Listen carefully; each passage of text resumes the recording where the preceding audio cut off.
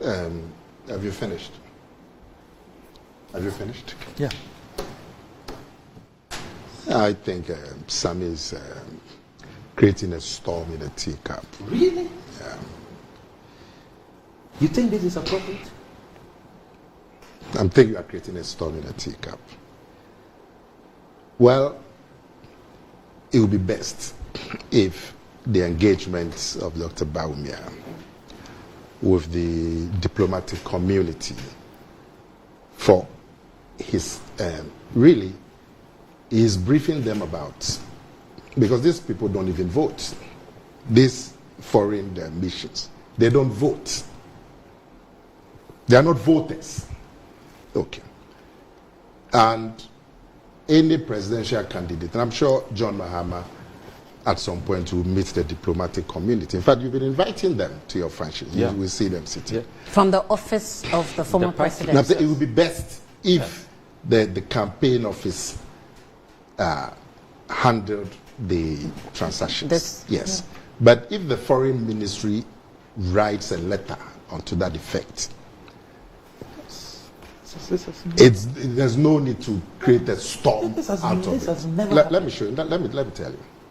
Because you see, Bawumia is still the vice president of Ghana. And you know, in the campaigns, it is very difficult, and Samuel Kujato will agree, it is very difficult to always have a clear separation between the candidate and the official. If you stretch it, you are going to get into all these difficulties. John Mahama, he has some state escort, isn't it? Police escort provided by the state, isn't it? Isn't it? He has it. He's entitled to it. He's entitled to it because of his position as former president. When he's going to campaign, you see these escorts leading the trail. Even though it's provided for by the state? Yes. It's a state facility. So if he comes to... but you know state security supports presidential candidates. You know that. What about that? State security supports presidents. What about that's that? An official arrangement. Do they support this chap who's got his posters all over the place? Forgot his name. Cheddar. Do they support Cheddar? So I'm saying that when John Mahama is going to campaign and those escorts are leading him, what do you say? Because he's going on his own frolic, his own personal campaign. But they have to go there because he's still entitled to that official protection. But Nana, don't you see? I mean, I appreciate that scenario you're citing, but I think the concern is about a foreign affairs ministry that is like a link between Ghana and the international community. It's not like the state security that's responsible for only Ghana and therefore protects everyone in whatever official within the country. But this is an official that is responsible for making sure that its international missions disassociate themselves as best as possible from every political color. I mean, if a political party invites them, that's fine.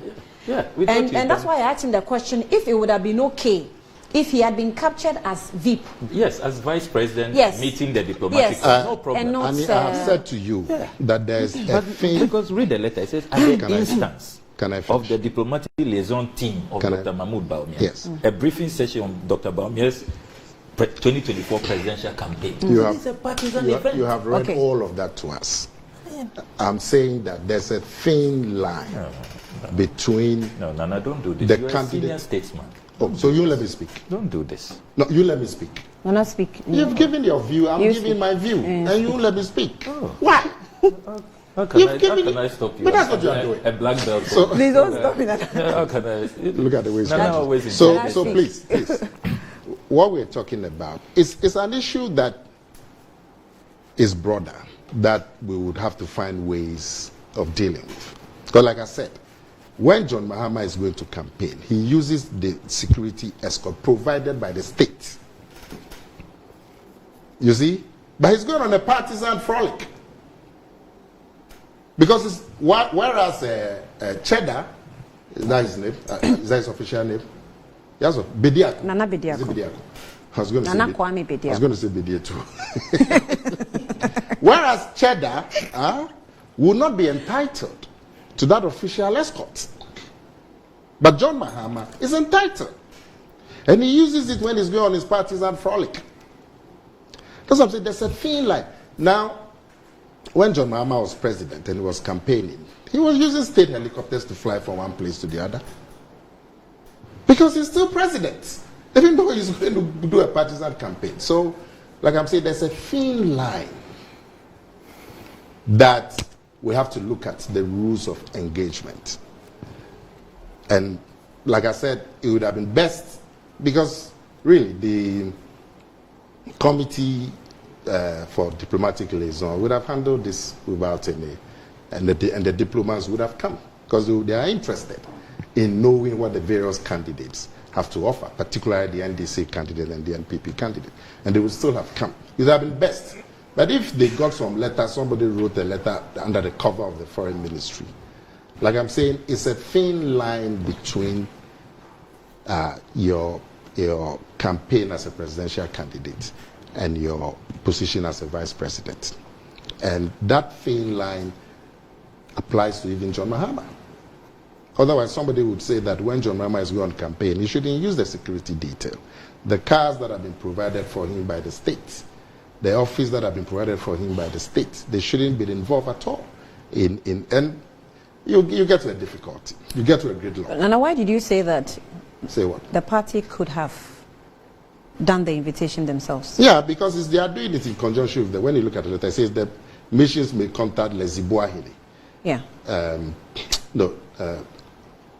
Yes, the International Organization of Honorary Residents in Accra, and at the instance of the liaison team of Dr. Mahmoud Bawumia campaign. So you can see that they're also involved. So but the party could have done that. Yeah, they could have easily. So that's the whole thing. Yeah, but best practice. I'm saying because of the thin line between your engagement as a candidate and your position as a vice president or president, because you don't lose your position as president. You don't lose your position as former president because you are a candidate. You are still entitled to those facilities and you use them. Whereas Cheddar, Bediako, and the other folks, I understand there are about 29 of them. 39 who picked forms, but it's not clear how many of them will go through. Will submit. Okay. So I think maybe 20 go through. Those other 20, they will not be entitled to it. But John Mahama will be entitled to it because of his position. He doesn't cease to be former president because he's going on a partisan campaign. So there's a thin line that we can all explore. But don't come and play it up as if it's the whole diplomatic and foreign affairs infrastructure is going to fall down. You can raise the issue that these are the things that we need to look at and define the rules of engagement. In America, for example, when the president is going on campaign, he uses the official plane. They call it Air Force One.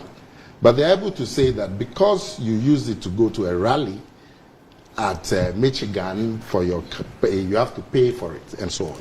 So they have all kinds of rules of engagement. We don't seem to have any rules.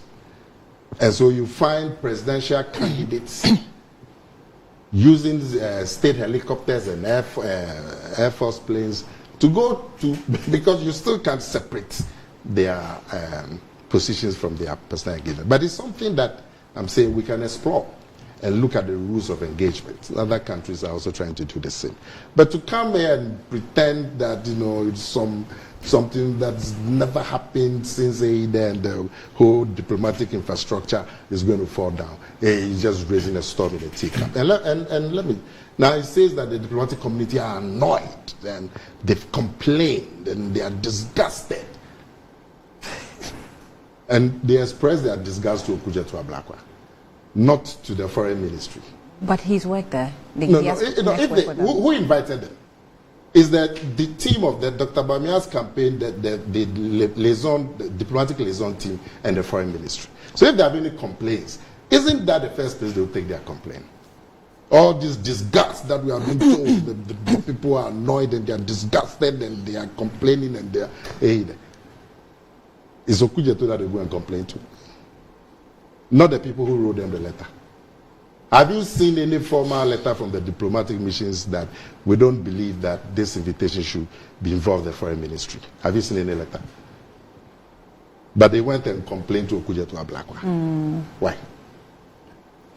So, I'm saying that it is something, this incumbency, some call it incumbency advantage. That's what some call it. Because when Bawumia is going to campaign, he will still be guided by state security, even though he's going to campaign at Abekan La Paz. And when John Mahama is going to campaign, he will still be guided by state security, even though he's going to be... In my opinion, I'm not sure, it's not to overshadow anybody, but when you're dealing, you say there's a thin line between the position of the Veep and as I'm not saying it. I've shown there is. I mean, we've discussed it many times. Yes, we've discussed it many times. Kukubaku will say, and good morning to you if you're in a country. He will say precision. Sometimes in courts, you cannot make the argument that, oh, judge, there's a thin line between this and that. If it's a vice president, state is the vice president. And sometimes for history's sake and for documentations and for references, you don't play the double game of, the vice president can be the flag bearer and there's a thin line. No. You don't know there's a thin line. Yes, I know. But so who exactly is inviting? Is this the flag bearer or is the vice president? Read the letter. Who's inviting? The flag bearer. No. Yes. And so if I see the flag bearer, I'm not going to assume that, because there's a thin line between the Veep and the flag bearer, then it can also be the... No, I'm not. It's document says is the flag bearer. And what is the problem with that? Oh, that's what you mean? Yes, that's what I mean. So you are also drawing attention to the wedding? Yes. Oh, you think that the wedding should have been vice president? Yes. I'm saying that these are all issues we can explore. I don't have a problem. Even some, I've said that the best thing would have been to take the state apparatus out of it, if possible. I've said that already. Yeah. But I'm saying that because of this thin line, you always have this interface between your official position and your position, your partisan position. So when Dr. Bawumia is going to this meeting, he will be escorted by state security. As vice president. As vice president. Even though he's going there as flag bearer, going to present his views. 2 days ago, we were at Kaneshie, Bubuashi, Abekan La Paz, and all of that. The state security were there. And I felt so sad for them because the crowd made it totally impossible for them to do their work. But they were there. So, and if John Mahama goes to Abekan La Paz, they will be there for him. Cheddar will not be entitled. So there's this thin line, and we can always be looking at how we can try if you look at the letter, let me finish. Try and separate the official from the unofficial when possible. That would be the ideal. But to try and make it like it's something that is going to make the entire diplomatic architecture. So if they write, and if they write at the instance of the diplomatic liaison team of the campaign of the Bawumia campaign, is that not clearly stating that it's the flag bearer and not the vice president? I have said to you that you have pointed out that the wedding could even be tighter. I said, fine, I don't have a problem. The wedding could have been tighter. But like I'm saying, because of the thin line, you always are going to have these things going on. Okay. Otherwise, when Mahama is going to campaign, you have to withdraw his security detail because those are official things paid for by the taxpayer. Yeah. And so they shouldn't be involved in his partisan stuff.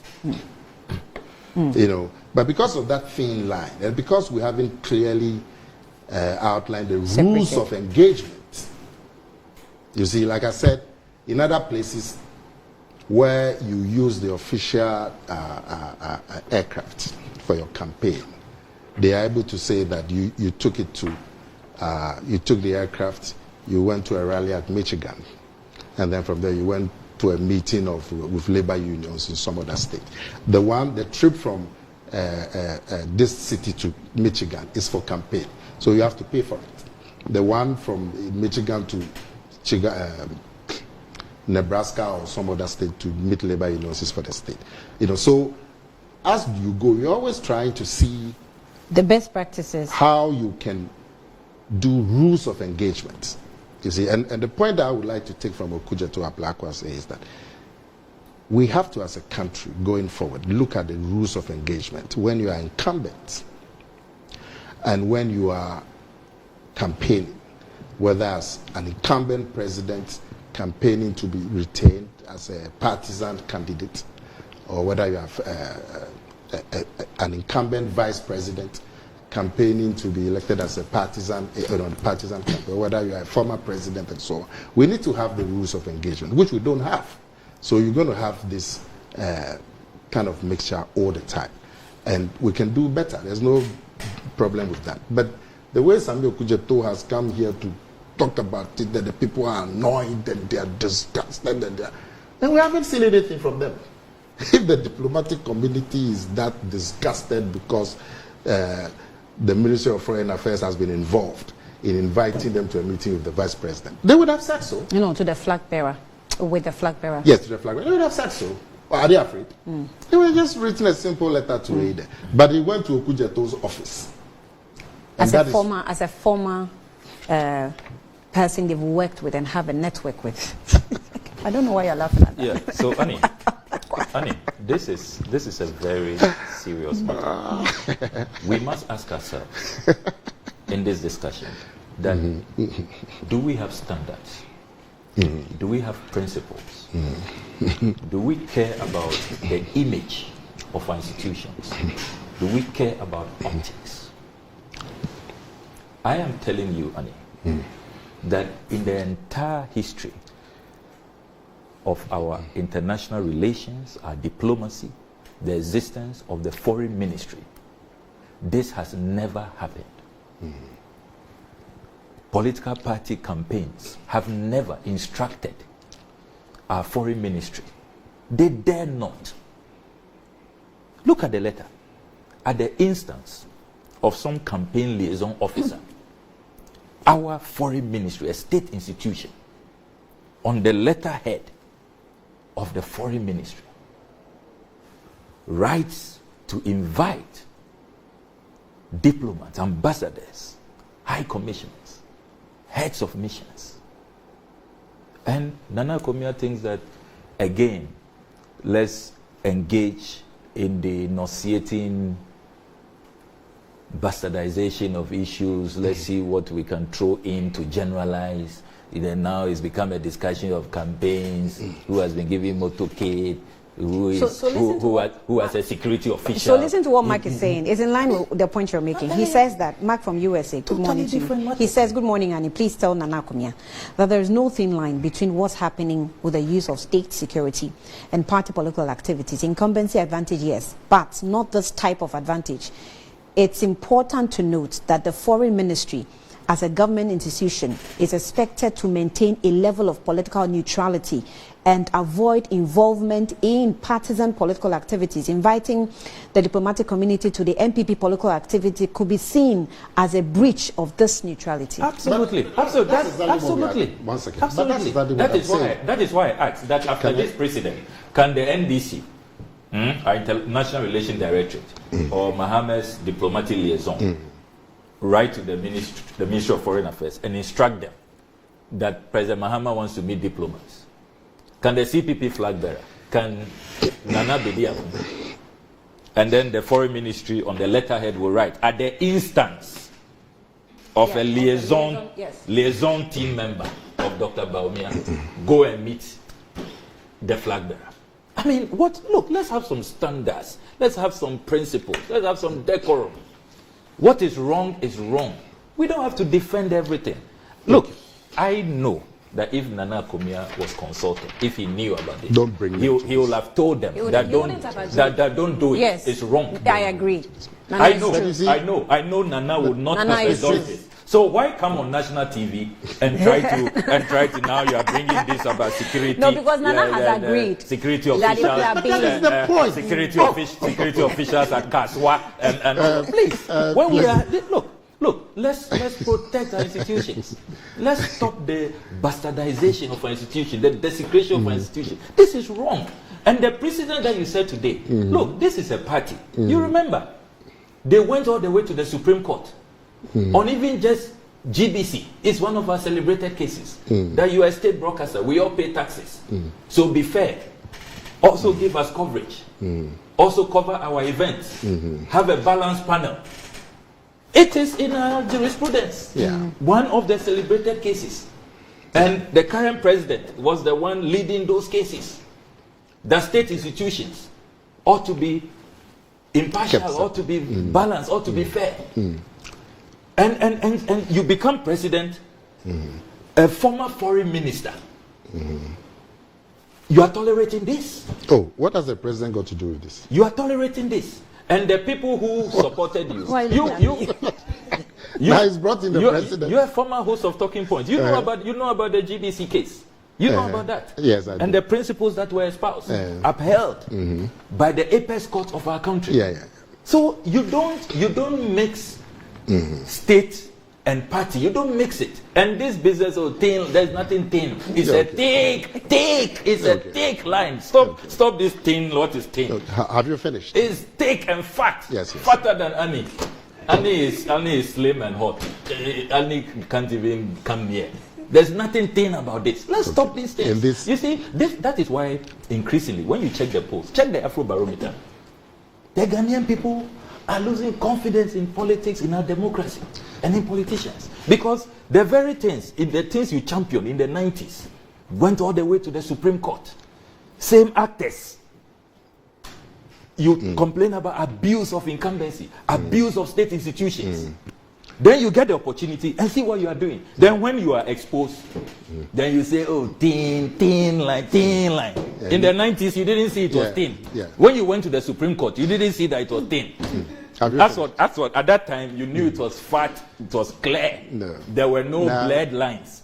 Look, then this matter of if diplomats are upset, why wouldn't they talk to me? They come to you. Why would they talk? I've been ranking member on the Foreign Affairs Committee for 7.5 years. I work with them. And do diplomats go and hold press conference? Do diplomats go on demonstration? He is talking here as if you see when diplomats are upset, they get agitated as if they go and hold press conferences or they go and lead a demonstration. That's not how diplomats will express their disquiet. In diplomatic corridors. Behind the scenes, So they come to you. They say, look, we all know that even the best diplomats, even when they want to insult you, that's when they use the nicest of words. Yes.